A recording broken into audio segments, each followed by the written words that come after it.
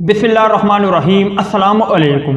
साल 2021 में T20 world cup में पाकिस्तान की कारकर्दगी बहुत आला थी, जिस पर शायकीन क्रिकेट को काफ़ी खुशी हुई और काफ़ी खुशी महसूस कर रहे हैं। मगर साल 2021 में रमीज़ राजा के आने से पाकिस्तान को एक और बड़ी खुशखबरी मिल गई है, जिस पर पाकिस्तान के चाहने वाले साबिक क्रिकेटर और मौजूदा क्रिकेटर पाकिस्तान की तारीफें करने लगे हैं, जबकि जो पाक मुखालिफ है उन पर आग लगी हुई है और वो तरह तरह के तबसरे कर रहे हैं। क्या आप मज़ीद तफसील जानना चाहते हो तो इस वीडियो को लाइक करें, शेयर करें और स्पोर्ट के हवाले से कोई भी अपडेट आप भाइयों ने जानना है तो फिर आप भाई हमारे चैनल को सब्सक्राइब कर सकते हो।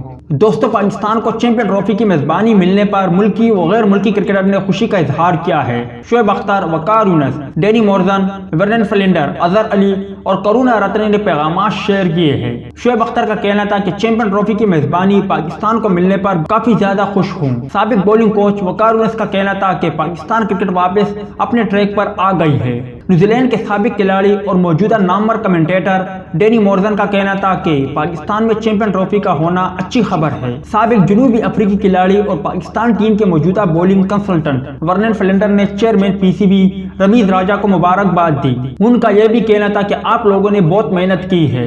करुणा रत्ने ने भी पाकिस्तान की तारीफ की और इस पर खुशी का इजहार करते हुए कहा कि पाकिस्तान क्रिकेट के लिए बेहतरीन और पुरअमन मुल्क है। यकीनी तौर पर चैंपियन ट्रॉफी के साथ साथ पाकिस्तान को और इवेंट की मेजबानी भी मिलनी चाहिए थी। वाज़ह है कि आईसीसी ने 2024 से 2031 तक होने वाले इवेंट की मेजबानी ममालिक का ऐलान कर दिया। इनमें पाकिस्तान को 2025 में होने वाले आईसीसी चैंपियन ट्रॉफी की मेजबानी दी गई है। याद रहे कि पाकिस्तान 29 साल बाद किसी भी आईसीसी इवेंट की मेजबानी करेगा। पाकिस्तान में आखिरी मरतबा 1996 का क्रिकेट वर्ल्ड कप खेला गया था।